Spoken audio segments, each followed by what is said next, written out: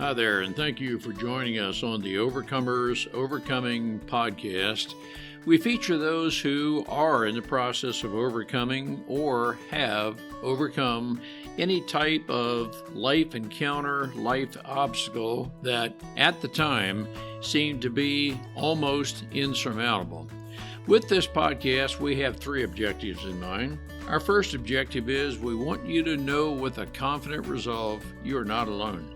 We want to work with you. We want you to know there are others who are working with you, who want to help you through whatever you are encountering, and together we will get through whatever you're experiencing. Our second objective is there are multiple options for any life encounter you are facing. We want to help you develop a resolve that there are various options and solutions to any life dilemma. Our third objective is to help you with critical thinking skills. If you're encountering something that was possibly a decision you made sometime in the past, and if you had the opportunity for a life redo, you would make a different decision. We want to help you with those critical thinking skills that can help you make an informed decision and not encounter what you're going through at the moment. We are the Cooper Culture, a veteran-owned business. We work with business personnel and families to develop and sustain connected relationship cultures within their families and organizations. That type organization is one where people feel wanted, appreciated, and genuinely a part of that organization. I'm with my wife and business partner, Marty, who is helping me facilitate this podcast. Today we feature Michelle Choairy, who talks to us about her son who was diagnosed when he was 8 years old. As of this recording, he's 11 years old. But he was diagnosed with TBR1, a very rare genetic disorder. She discusses with us how she is raising her son while learning about TBR1 and how to adjust to him and the neural effects on him. As she explains, there are times when every day is like 1 hour at a time. It's a very informative broadcast where we learn how to deal with those who are neurologically and in her son's case genetically a little different from us. Marty, what are some takeaways we can learn from Michelle? Michelle just dove into her son and tried to find out everything she could about him to help him. She did say that TBR1, a developmental pediatric practitioner, is someone to go to because they know the most about this particular, I don't want to say disorder, but this particular challenge that children with this TBR1 have. She's remarkable on what she's done, and she is helping parents, which parents go through a lot. So I admire her for taking this on and just bringing it out to the world for the parents. It's a great opportunity to learn together through Michelle and her life experiences. She is a very aggressive learner, as we all need to be. Let's listen and learn together. Michelle, it is just great to have you. We and our listeners are going to learn a lot about people, genetic anomalies. I'm going to call it an anomaly, maybe disorders, but just how different people are created and we are who we are. But your son, if I'm understanding correctly, has the very rare, if I could call it that, unusual TPR1 disorder. And we're very interested in learning about how that manifests itself, how you as a mom raise him, how you communicate with him, and maybe some of the challenges you have to let's say communicate and and so forth. But I know a lot of our listeners have children or their caretakers for autistic children and so forth. Michelle, Marty and I are the type that we want to learn about people, adapt to, and just learn how we can help other people. Michelle, welcome aboard. Great to have you with us. Thank you. Thank you for having me. It's already been a great conversation and we haven't even started. Tell us about the TPR1, just what that is for those of us who are maybe have heard of it or don't even know what it is. So it's a rare genetic disorder it's a, it's one chromosomal issue. So what happened was when my son was conceived, something got like one little letter got switched, and we found that out when he was 8 years old. From the time he was born, he was born premature. He was 32 weeks. He was in the NICU for 4 weeks, and he was very small. He was only 3 pounds when he was born. And so we like kind of, we of course we started with the NICU, and then we brought him home. And then we could tell that there was something going on. And then at 18 months, he's not eating correctly. Like there's something going on. And I'm like, something is up. And then we get closer to like 2, 2.5. And I'm like, he's not talking. There's something going on here. And then I'm going and I'm trying to find help. And everybody's just like, oh, he's just going to be a late talker. So and so, didn't start talking until they're 5. It's going to be fine. And I kept going and I kept going, and I can tell you the whole entire story. But what I'm telling you, this whole thing is that we start noticing things when kids are pretty young.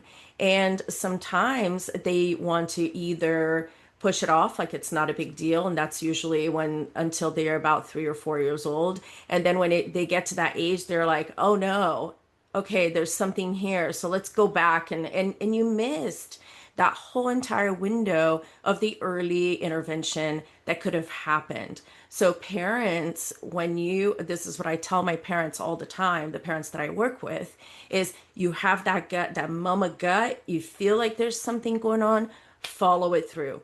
Because I'm telling you, those early years are the most important years for any of these kids. And even if they don't have anything, even if it turns out to be nothing, at least you followed your gut and you looked for this, right? So it wasn't until he was 8 years old that we found out that he had TBR1. And had we tested a couple of years before, it would have come back negative. Like we wouldn't have known, because it's such a rare new disorder that they couldn't even test for it until a couple of years before we got the diagnosis. So it is that rare. He is the only one in the world that we know of with his specific variant in the TBR1 world. And TBR1 is kind of like a spectrum. So you have the the severe kids, and you have the mild kids. And Drake is kind of in the mild, moderate side, because he walks, he talks, the communication, he still has to work on speech therapy, but it's, he goes to school, he has friends, he can take a bath by himself. On the severe side of TBR1, they're not like that. Some kids can't walk, some kids can't really eat well. And so there is a very wide spectrum there. So that's a little bit about, I probably talked too much and there's so much to unpack there. So I'm going to let you ask some questions. Thank you for that. As you are explaining, I'll make sure that you and our listeners know I'm a rank novice at this. I feel like I want to learn with every conversation. But as you are describing your son, I can just sense, are describing some characteristics of autism. And is there a very distinct difference between TBR1 and autism? And then I guess my follow-on question, Michelle, is it only genetic testing where you can determine, is it a genetic issue or autism? And I'm at a point where, Michelle, I'm not even sure how to ask my question. Okay, so let me talk you through this a little bit because there's a lot here, right? First of all, it's a genetic disorder. How many of us have heard of somebody that has a genetic disorder? Not very many of us, right? This is new. It was new to me. It's new to a lot of people that I talk to.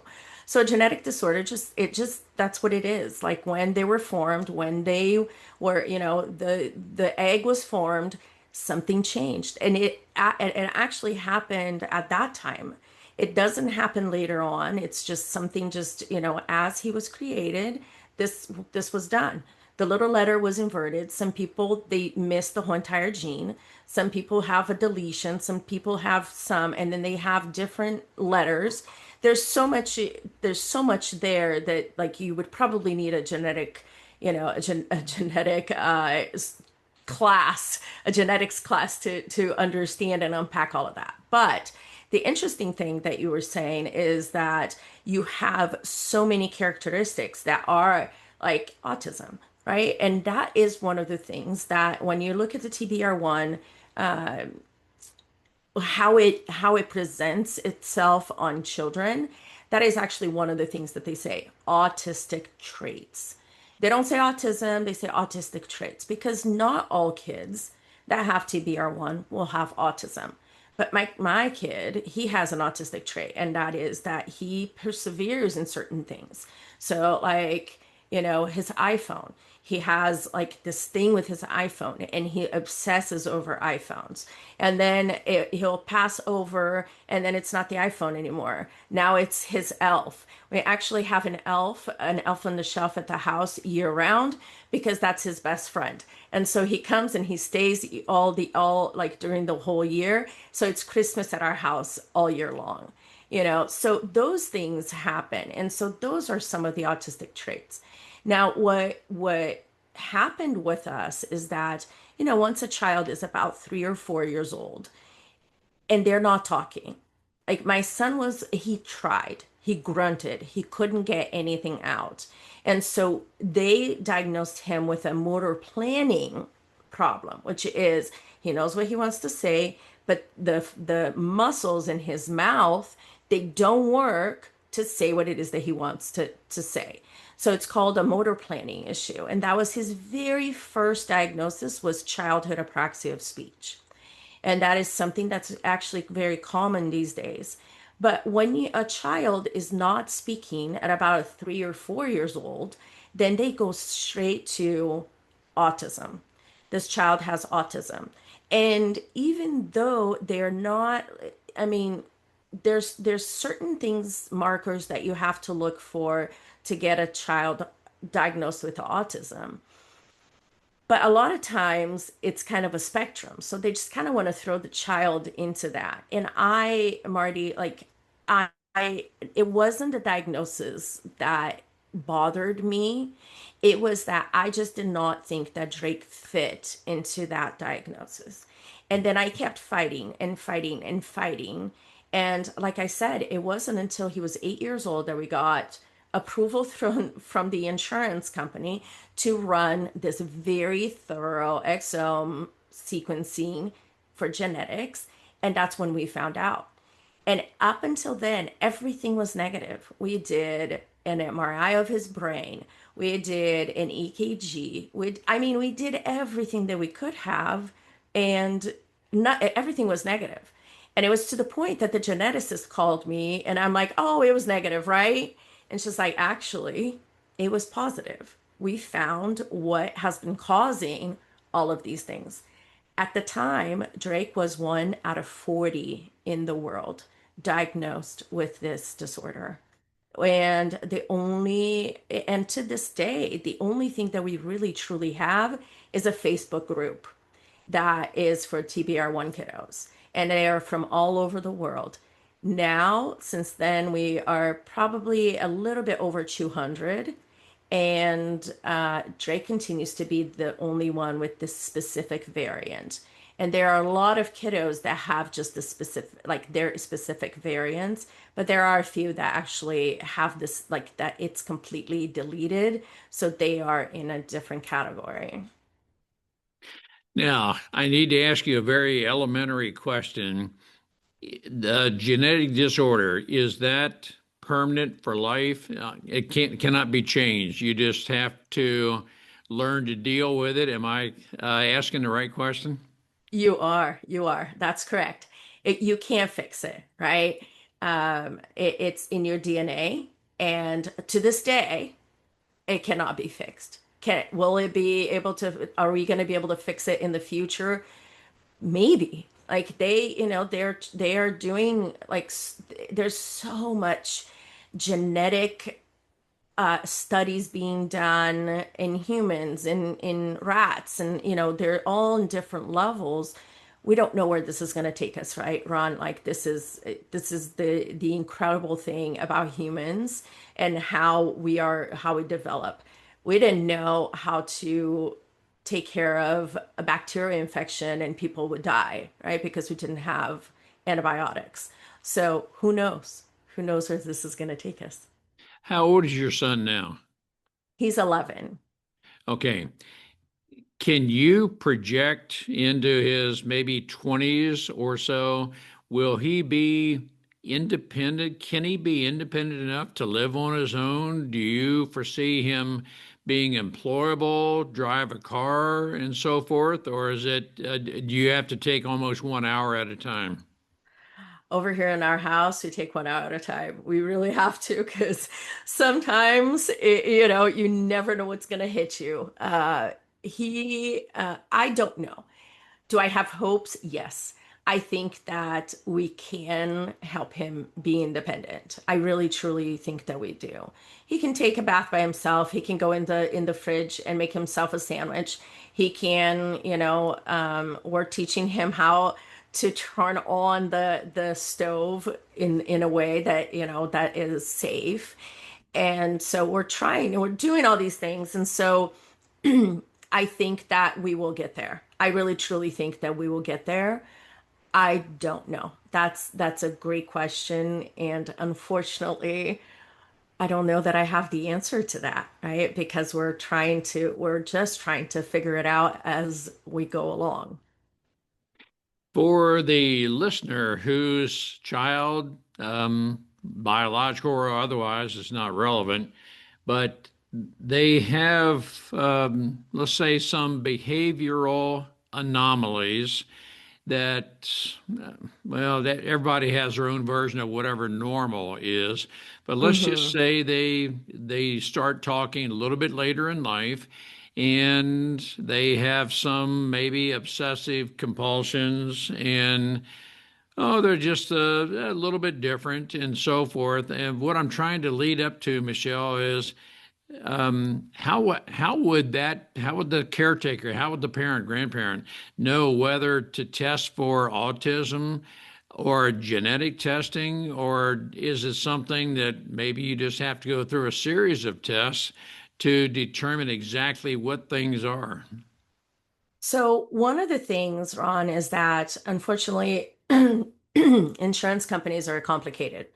And they are hard to deal with. So we had to go through a battery of things before we got to this because it was so expensive, right? It's such an expensive test to get this full exome testing. So we had to go through it. We had to do everything. So we did an MRI. We did uh, a 48-hour EKG. Just all of these things that you have to do to get to a point. Now, this was, this was what, like 5 years ago, almost 4 years ago. And so I have noticed that the developmental pediatricians. So let me explain this a little bit because I think that this is very important for the listeners to listen to hear this. So pediatricians are great, right? Those are the people that you go to. But once your child starts having some kind of developmental delays or speech delays or any of that, it's time to go to what it's called a developmental pediatrician. And the reason is because the developmental pediatrician, they are board certified in that. They go to school for that, and they know how to treat kids with autism, ADHD, TBR1. Like they should know all of these things, right? So it is a different practice. It is a different uh, specialty when it comes to medicine, and everybody should have that. And they should be the ones leading this. So we went to a developmental pediatrician. We had to wait for a year to get into one because they were so backlogged.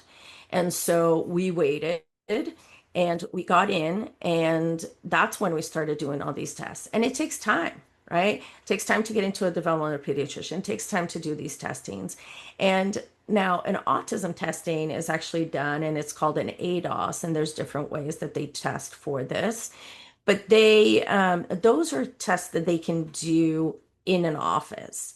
But if you are trying to look for a genetic disorder, if you think that there's something there that's more than quote unquote autism, then you have to go through either a developmental pediatrician or a geneticist.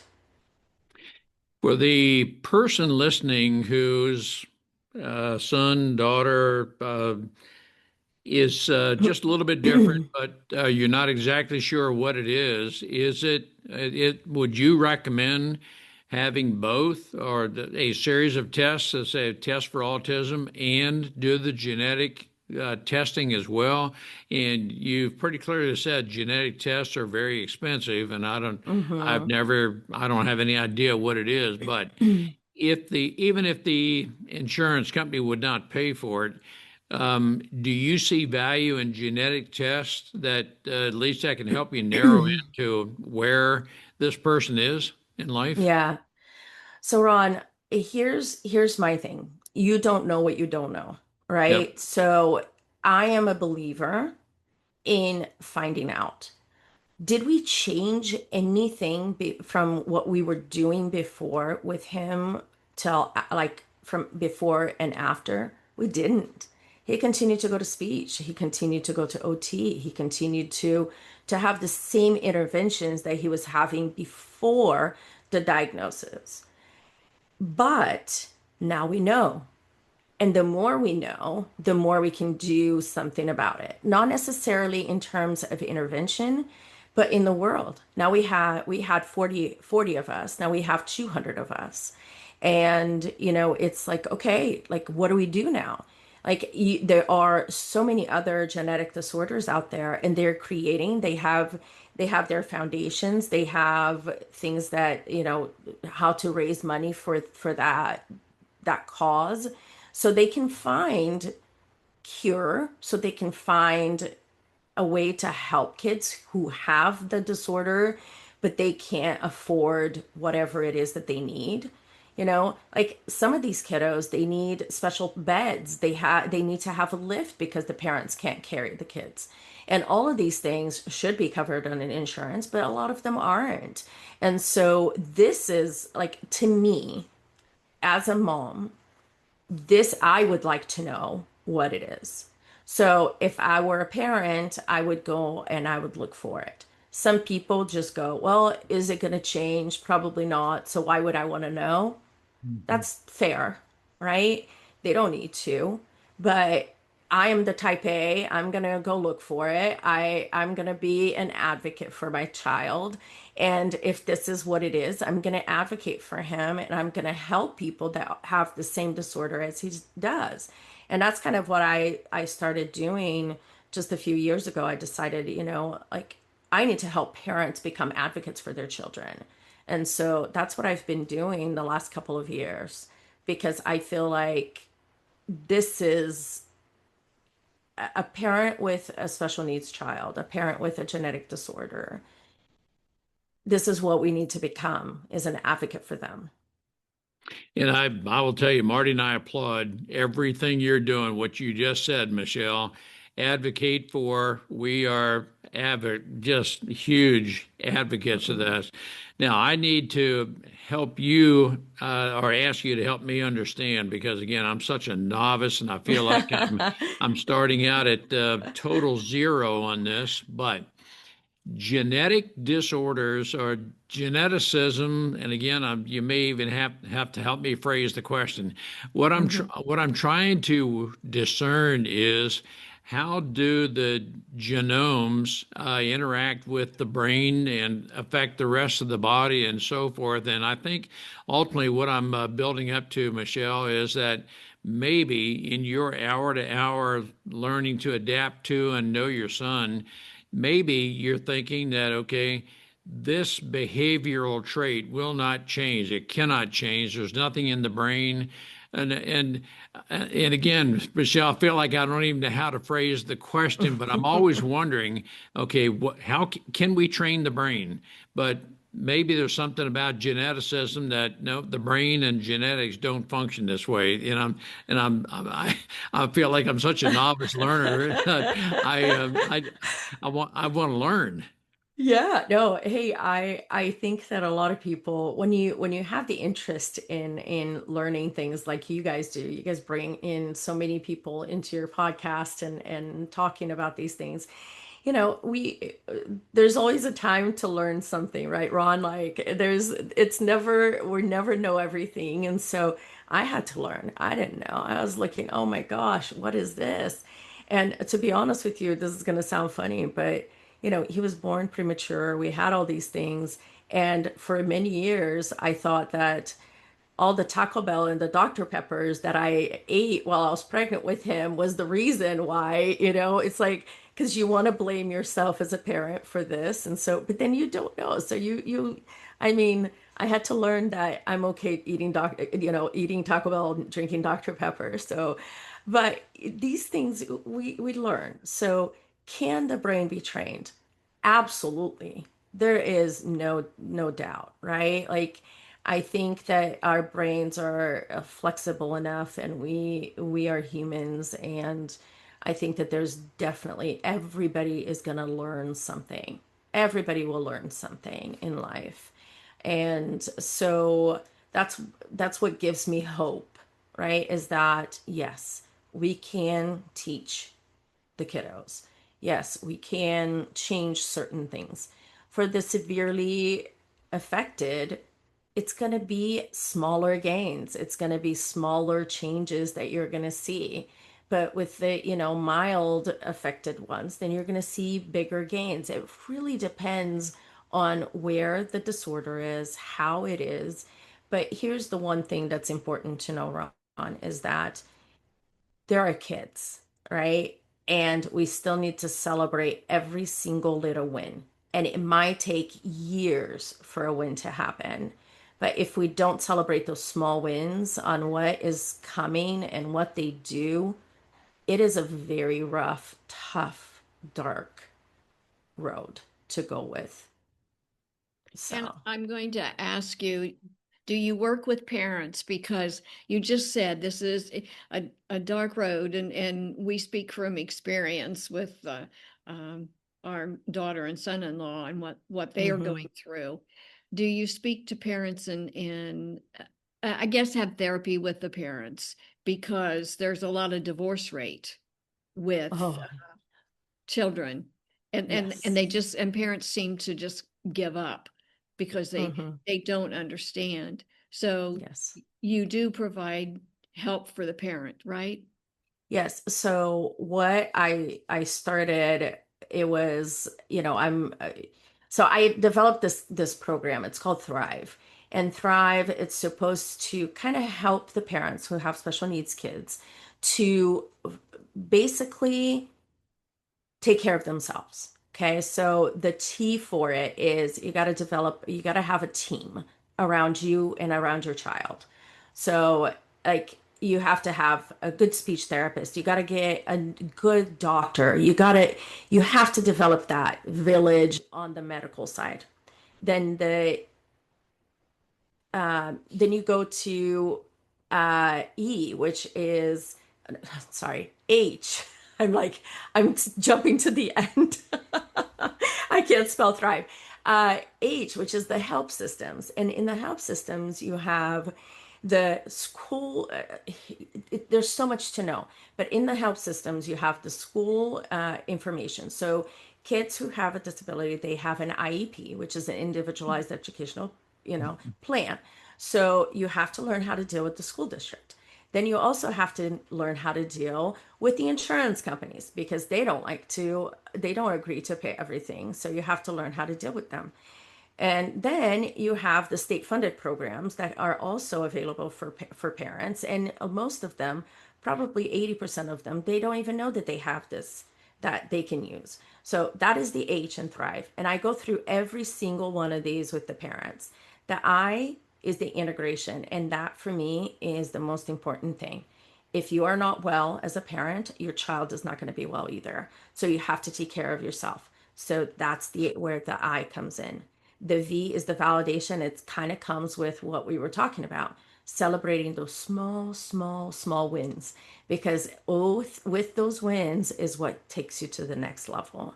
And then the E is the expect a miracle. And you will see if you celebrate those things, then the miracle will come one way or another. So this is what I teach them. And then I also do the part of the advocacy.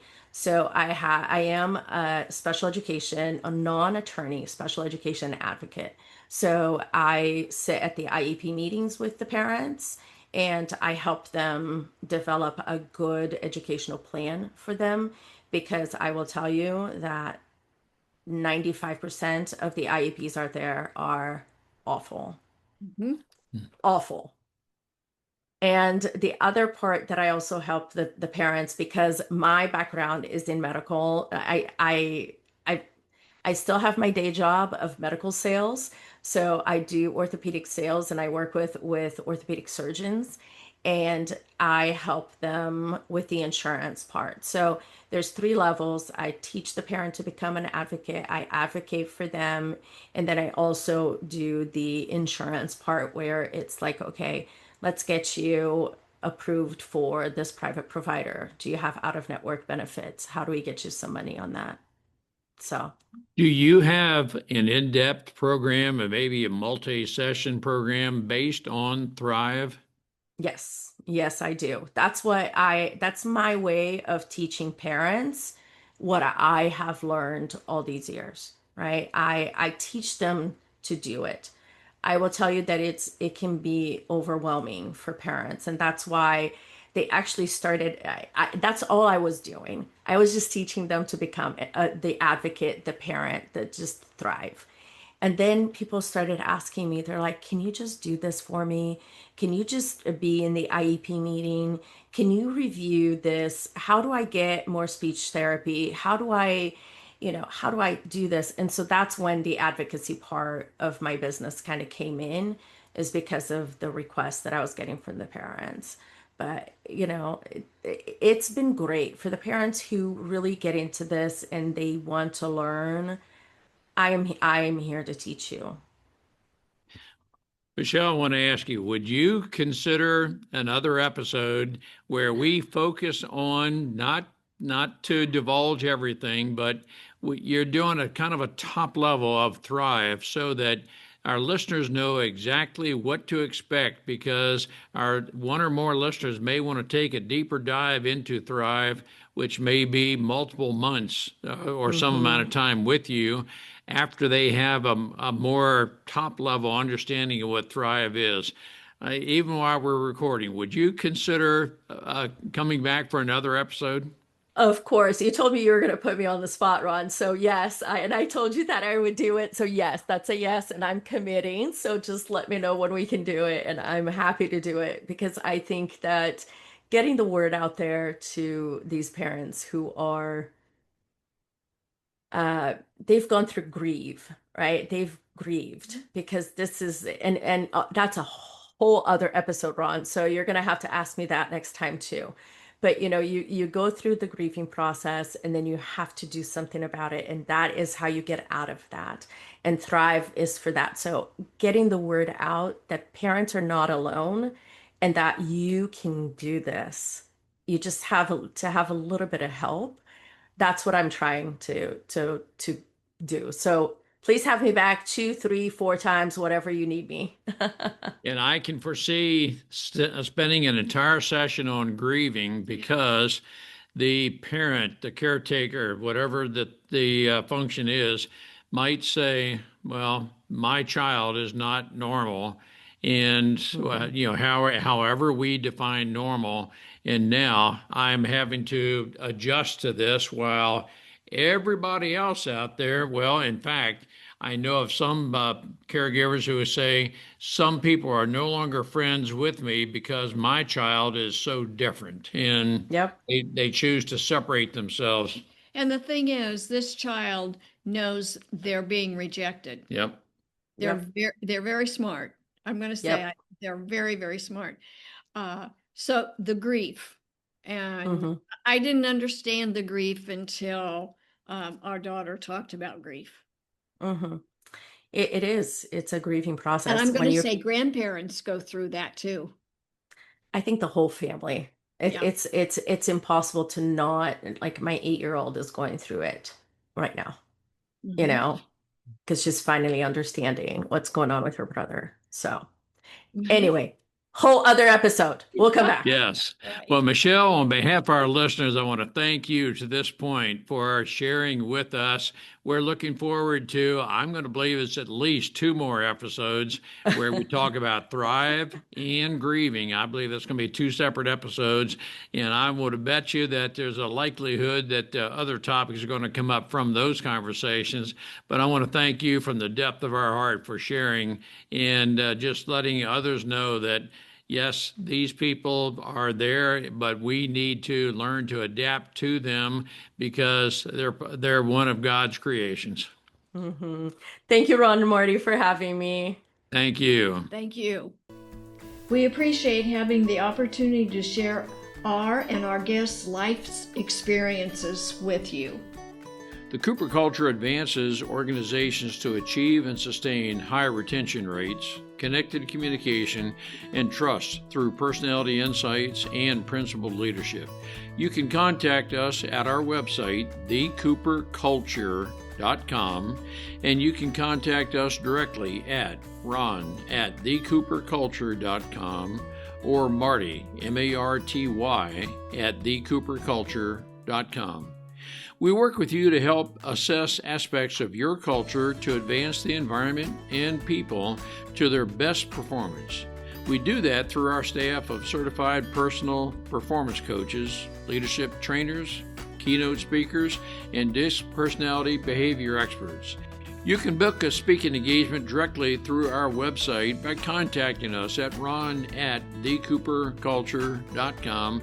We look forward to sharing our life experiences with you, some of which are profound, some of which are pretty funny. Some of those life experiences are ones we'll never do that again because we've been through stuff.